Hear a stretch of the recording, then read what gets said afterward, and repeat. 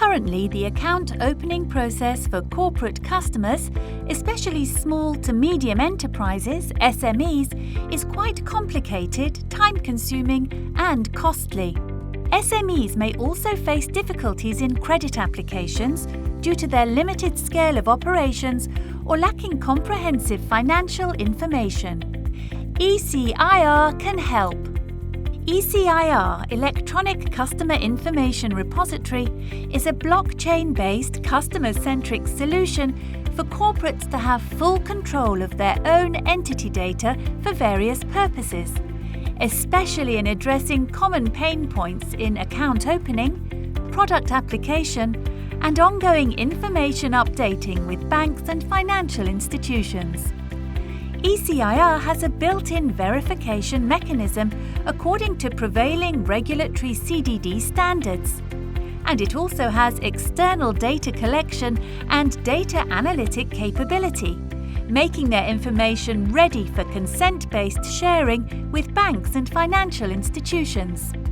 How it works.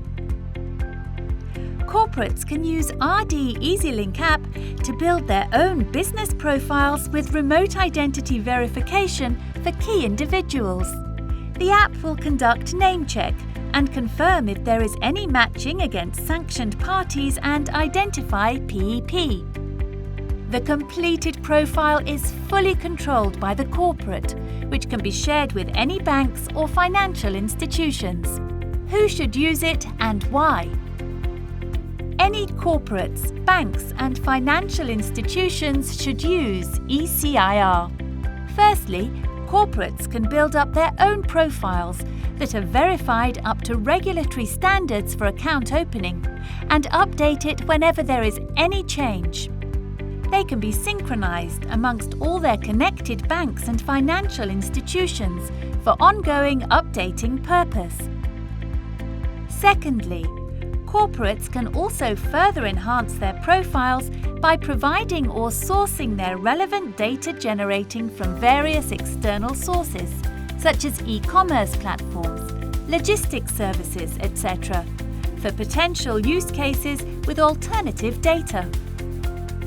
Lastly, banks and financial institutions can easily obtain the corporate customer information and verification evidence for fulfilling the regulatory CDD onboarding and ongoing review requirements. We will explain further how this can be done in other videos.